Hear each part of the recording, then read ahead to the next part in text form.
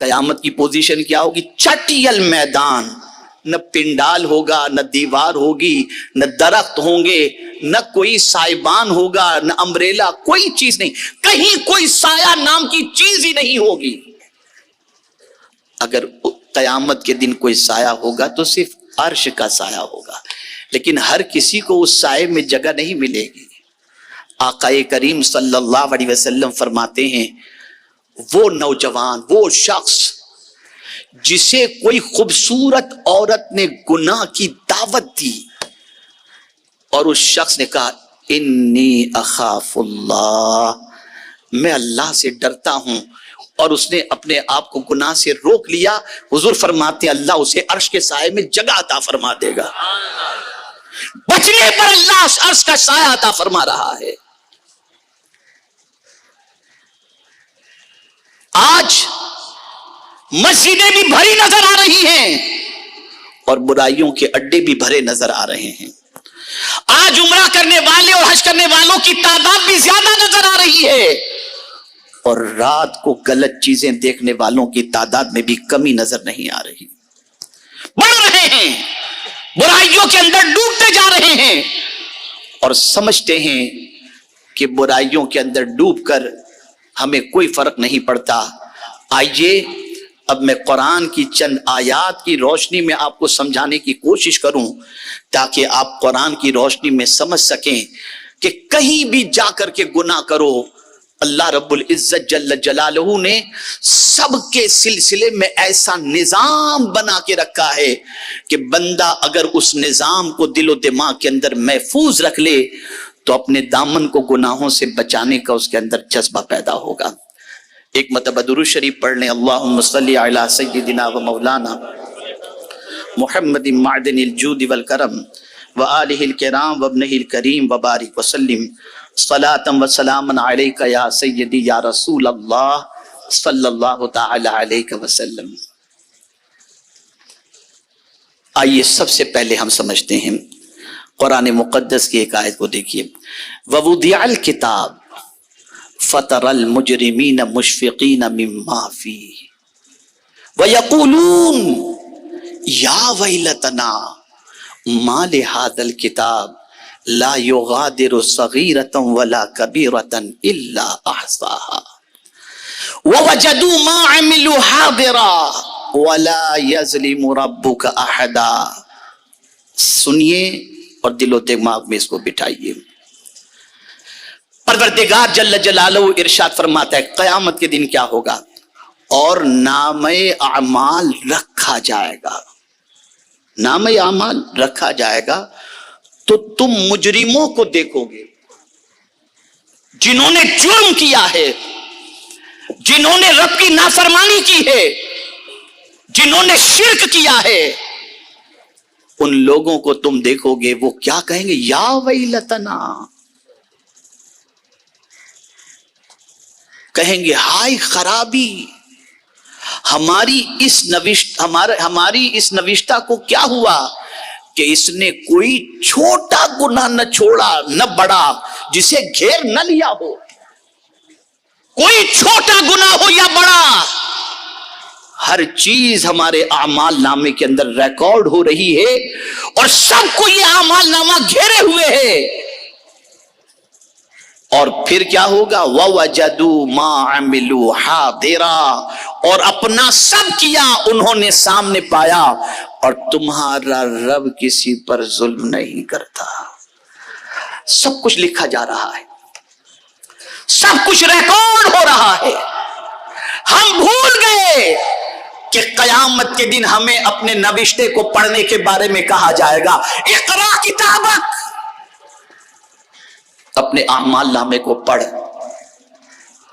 اور ایک مقام پر قرآن نے کہا ما یلفظ من قول الا لدیہ رقیب عتید، ایک لفظ بھی جو زبان سے نکلتا ہے اسے بھی نوٹ کر لیا جاتا ہے، کوئی لفظ بھی ہمارا محو نہیں ہوتا، قید ہو رہا ہے، لکھنے والوں کو اللہ نے مقرر کیا ہے۔ اسی لیے کرامن کاتبین جن کے حوالے سے قرآن کہتا ہے وَإِنَّ عَلَيْكُمْ لَحَافِظِينَ، اور بے شک تم پر کچھ نگہبان ہیں، کرامن کاتبین، معزز لکھنے والے، یعلمون ما تفعلون، کہ جانتے ہیں جو کچھ تم کرتے ہو۔ یہ فرشتے سب نوٹ کر رہے ہیں اور وہ جانتے ہیں جو کچھ بھی انسان کرتا ہے اس کے سارے کرتوت کو یہ فرشتے لکھ رہے ہیں، کوئی چیز مس نہیں ہو رہی۔ لیکن کریم کا کرم بھی بے حساب ہے۔ جب کوئی بندہ نیکی کا ارادہ کرتا ہے تو نیکی لکھنے والے فرشتے سے میرا مولا فرماتا ہے لکھ دے، ابھی نیکی کیا نہیں، ارادہ ہی کیا ہے، لیکن ارادے پر نیکی لکھ دی جاتی ہے۔ لیکن جب گناہ کا ارادہ کرتا ہے تو مولا فرشتے سے فرماتا ہے رک جا، میرے بندے نے ابھی کیا تو نہیں ہے۔ کتنا کریم ہے میرا مولا۔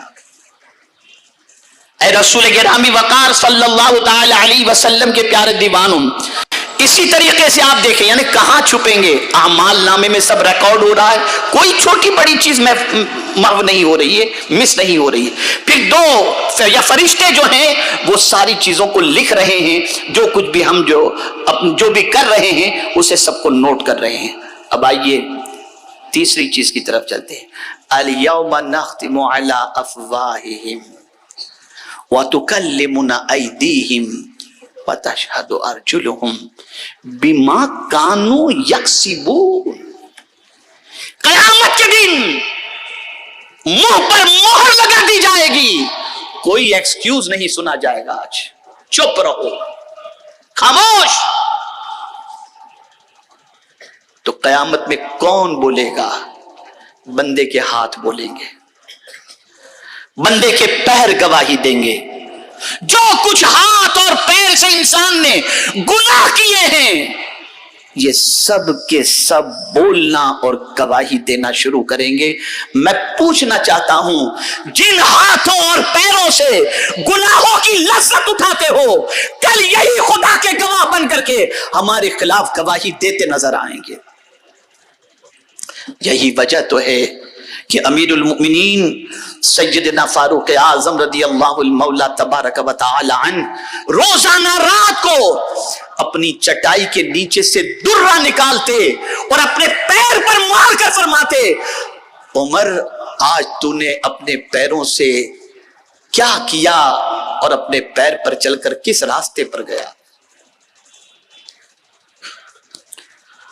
میرے پیارے آقا صلی اللہ علیہ وسلم کے پیارے دیوانوں، اب جو آیت پڑھنے جا رہا ہوں یہ دل کو تڑپا دینے والی اور اللہ عز و جل کے خوف کو دل میں پیدا کرنے والی آیت کریمہ ہے۔ قرآن کہتا ہے یوم تبلی السرائر، جس دن چھپی باتوں کی جانچ ہوگی۔ جتنی بھی چھپی باتیں دنیا سے ہم چھپا لیں، انسانوں سے چھپا لیں، لیکن رب سے کوئی چیز چھپی ہوئی نہیں، ہر چھپی ہوئی چیز کی جانچ ہوگی۔ بتاؤ جانچ کرنے والا جب پروردگار ہو تو اس کی جانچ کتنی سخت ہوگی۔ میں آپ کو بتاؤں میرے پیارے آقا صلی اللہ علیہ وسلم کے پیارے دیوانوں، ایک بزرگ جو کپڑا بنا کرتے تھے، بہت اچھا کپڑا انہوں نے تیار کیا، سوچا کپڑے کے تاجر کو، جو شہر کا بڑا تاجر ہے، اس کے پاس لے جا کر کے میں اسے دوں گا تو بڑی قیمت وصول کروں گا۔ تو بڑی محنت سے انہوں نے کپڑا تیار کیا، اور جب بہت اطمینان ہو گیا کہ کپڑا صحیح تیار ہوا ہے اور قیمت اچھی ملے گی تو لے کر کے پہنچے اس تاجر کے پاس۔ تاجر نے دیکھا، بزرگ کو جانتا تھا، دیکھ کر مسکرانے لگا اور کہنے لگا بابا یہ دھاگا یہاں نہیں، یہاں ہونا چاہیے، یہ کلر آپ نے غلط لگایا، یہ کمبینیشن صحیح نہیں ہے۔ اب وہ کہتا جا رہا ہے، بابا کی آنکھوں سے آنسو نکل رہے ہیں۔ اس نے کہا بابا آپ کیوں رو رہے ہو؟ میں اچھی قیمت میں کپڑا خریدوں گا۔ بابا کہتے ہیں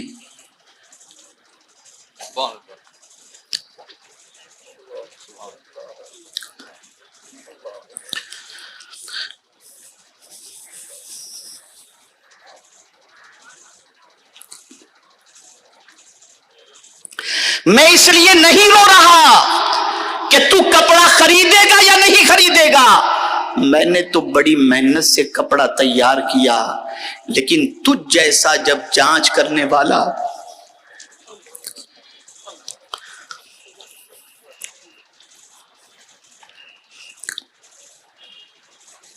جانچ کرے تو اتنے عیب تو نے نکال دیے۔ ڈر رہا ہوں کہ میں نے بہت سجدے کیے ہیں، لیکن جانچ کرنے والا میرا مولا ہے، اگر قیامت نے اس نے میرے سجدے کو منہ پہ مار،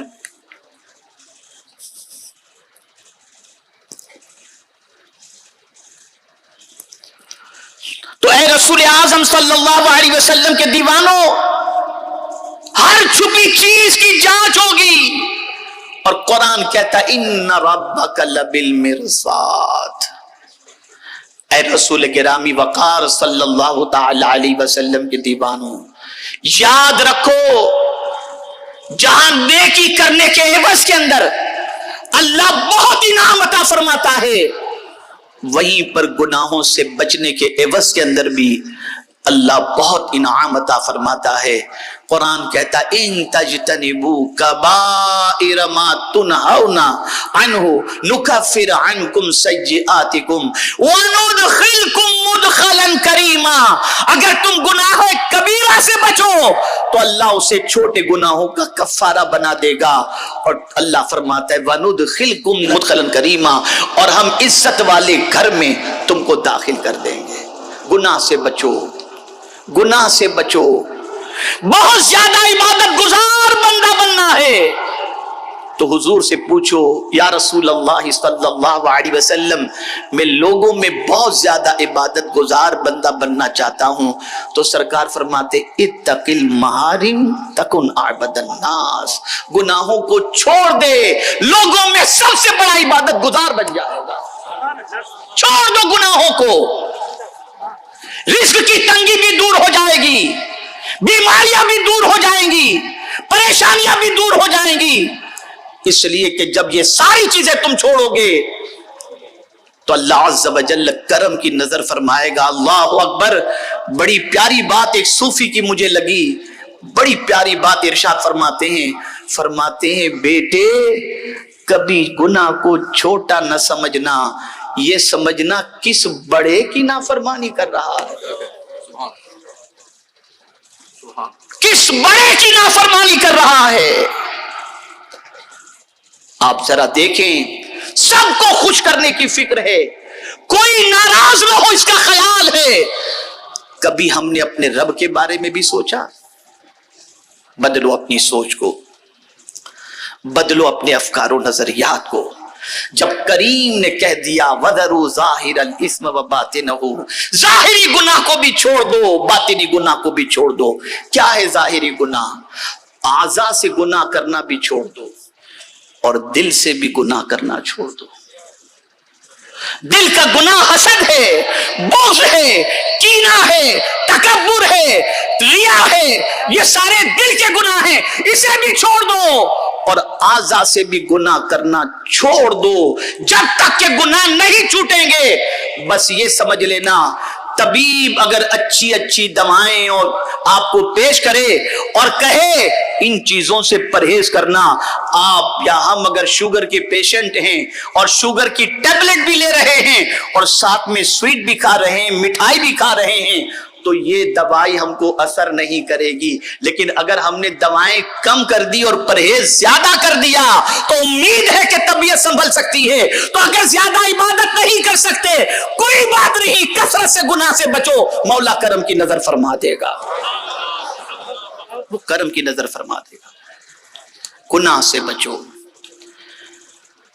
گناہوں کا سیلاب آیا ہوا ہے، آدمی ہزار بچنا چاہے گناہوں سے، بچنا مشکل ہو رہا ہے۔ ایسی سچویشن میں میں یہی کہوں گا جو حضرت یوسف علیہ السلام نے کہا تھا وَمَا أُبَرِّئُ نَفْسِي إِنَّ النَّفْسَ لَأَمَّارَةٌ بِالسُّوءِ إِلَّا مَا رَحِمَ رَبِّي۔ بس اللہ اپنے رب اپنے کرم سے ہمیں گناہوں سے بچا لے. ہم کوشش کرنے کے باوجود بھی نہیں بچ سکتے جب تک کہ اس کا رحم نہ ہو. اسی لیے اس نے کہا کہ تم جو ہے پڑھ لیا کرو اعوذ باللہ من الشیطان الرجیم، پڑھ لیا کرو. لیکن یہ نہیں کہ پڑھ کے دیکھتا ہوں واقعی بچتا ہوں کہ نہیں بچتا ہے، ایسا نہیں. میں پڑھوں گا انشاءاللہ بچنے کی نیت سے تو مولا بچا لے گا، بچا لے گا. میرے پیارے آقا صلی اللہ تعالی علیہ وسلم کے پیارے دیوانوں، اب 5-6 چیزیں میں آپ کو بتاتا ہوں جو آپ کو کرنا. ابھی اب میں سمجھتا ہوں کہ جو گفتگو ہوئی سمجھ میں بات آ گئی ہوگی کہ اب گناہ چھوڑنا ہے، چھوڑنا ہے انشاءاللہ. ظاہری گناہ بھی چھوڑیں گے انشاءاللہ، باطنی گناہ بھی چھوڑیں گے نا. میں آپ کو یقین کے ساتھ کہتا ہوں 2 گناہ کے بارے میں بتا دوں، 2 گناہ کے بارے میں چھوڑ کر کے دیکھیے آپ. 2 گناہ. ایک تو بد نگاہی چھوڑ دیجیے آپ. تاکنا جھانکنا، لڑکیوں کو عورتوں کو گندی چیزوں کو دیکھنا، اسے چھوڑ دیجیے. آپ کا دل منور ہو جائے گا. آپ کے دل کو اللہ قرار کی دولت سے مالا مال فرما دے گا. آپ کی زبان سے حکمت کے بول نکلنے شروع ہوں گے. آپ کا مزاج درست ہو جائے گا. اس لیے کہ یاد رکھیں، خیالات کو محفوظ رکھو، اعمال محفوظ ہو جائیں گے. اعمال کو محفوظ رکھو، کردار محفوظ ہو جائے گا.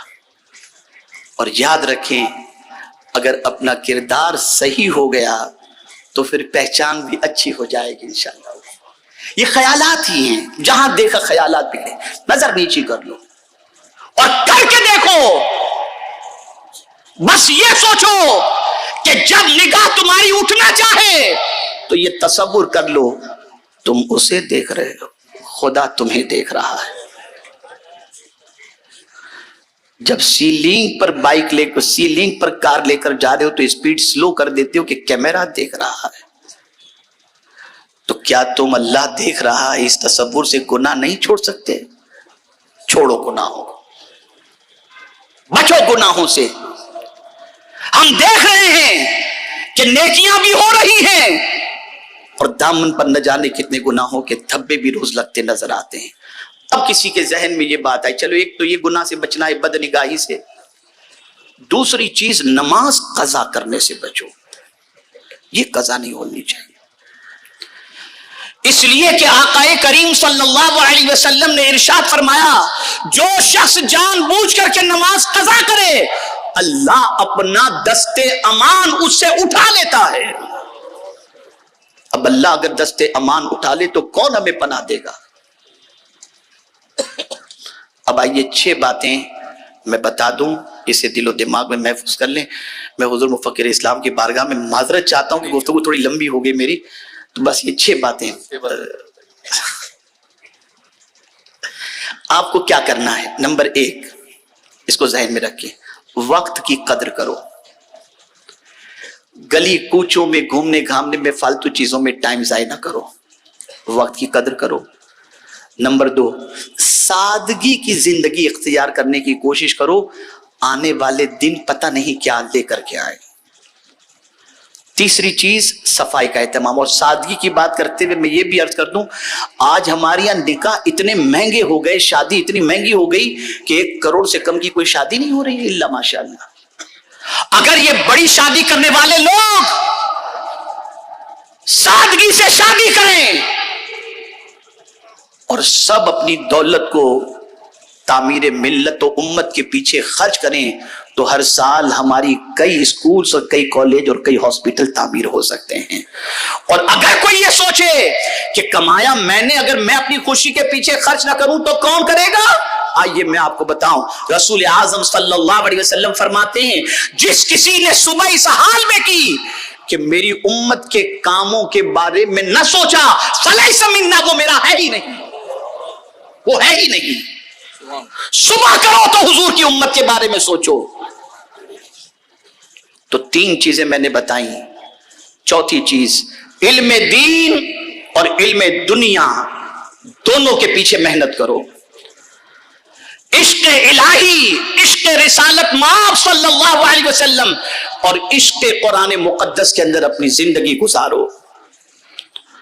اور چھٹی چیز، عبادت کے سلسلے میں سستی نہیں، چستی کا مظاہرہ کرو۔ میں آج اجتماع میں آنے سے پہلے میری والدہ ماجدہ کے یہاں فاتحہ پڑھنے کی غرض سے حاضر ہوا، تو والدہ کی قبر کے قریب میں ایک قبر اور اس کے بعد کی ایک قبر کے سامنے ایک شخص بیٹھا ہوا تھا، جسے دیکھ کر مجھے کافی افسوس ہوا۔ داڑھی بھی تھی، لیکن مجھے لگ رہا ہے کہ وہ ڈرگز کا کاروبار کرتا تھا۔ بہت مرجھایا ہوا چہرہ اور ایسی سب چیزیں جو ڈرگی لوگ کرتے ہیں وہی کر رہا تھا۔ میرے ذہن میں ایک بات آئی، اور وہاں سے آنے کے بعد میں نے مجلس شورا کے ذمہ داروں کو اپنے پاس بلایا اور میں نے سوچا کہ آج یہ اعلان میں کر دوں۔ اس وقت اس اجتماع کے اندر بہت سارے ایسے نوجوان ہیں جن کے چہرے پہ داڑھی بھی نہیں، سر پر امامہ بھی نہیں، جو بیان بھی نہیں کر سکتے، نعت بھی نہیں پڑھ سکتے، تبلیغ بھی نہیں کر سکتے، لیکن اندر سے قدرت نے انسان ہونے کی حیثیت سے کچھ نہ کچھ جذبہ ضرور رکھا ہے کہ ہمیں کچھ انسانوں کے لیے کرنا چاہیے۔ میں ایسے نوجوانوں کو آج دعوت دیتا ہوں، آؤ ہم سب مل کر معاشرے میں بسنے والے کسی بھی مذہب کے انسان کو، نوجوان کو ڈرگز یا شراب میں دیکھیں تو اس کی کاؤنسلنگ کرنے کی کوشش کریں اور اسے اس لعنت سے نکالنے کی کوشش کریں۔ اس سلسلے میں جو بھی نوجوان ہمارا ساتھ دینا چاہتا ہو، وہ ٹیم امید کا اسٹال جو لگا ہوا ہے وہاں پر ہمارے نوجوان بیٹھے ہوئے ہیں، وہاں پر جا کر کے نام درج کروائیں۔ پلان بننے کے بعد انشاءاللہ العظیم ہم نکلیں گے اور گلی کوچوں میں پڑے ہوئے ان بیچارے لوگوں کی زندگی کو ایک اچھی زندگی میں تبدیل کرنے کی کوشش کریں گے انشاءاللہ۔ ایک اور چیز، امت مسلمہ کو اللہ عز و جل نے قیادت کا تاج بھی عطا فرمایا، لیکن آج ہم قیادت سے محروم ہو گئے۔ بس یہ آخری جملہ عرض کر کے گفتگو ختم کرتا ہوں۔ یاد رکھو، آج کہیں بھی ہم لیڈر کیوں نظر نہیں آتے؟ آج کہیں بھی ہم رہنما کی حیثیت سے کیوں نظر نہیں آتے؟ سن لو، اچھی طریقے سے سن لو، جو ریڈر ہوتا ہے وہی لیڈر ہوتا ہے۔ ہم نے پڑھنا چھوڑ دیا، اس لیے لیڈر بن نہیں سکتے۔ میں آپ کو بتاؤں، ایئرپورٹ پر چلے جائیے، جتنے بھی بک شاپ ہیں وہاں سے کتابیں خریدنے والا شاید کوئی مسلمان آپ کو ملے۔ دوسری قومیں کتابیں خریدتی ہیں، پڑھتی ہیں اور آج قیادت کر رہی ہیں، اور ہماری قوم کے نوجوان رات بھر گلیوں کے اندر گالی گلوچ، بیڑی سگریٹ تمباکو کھانا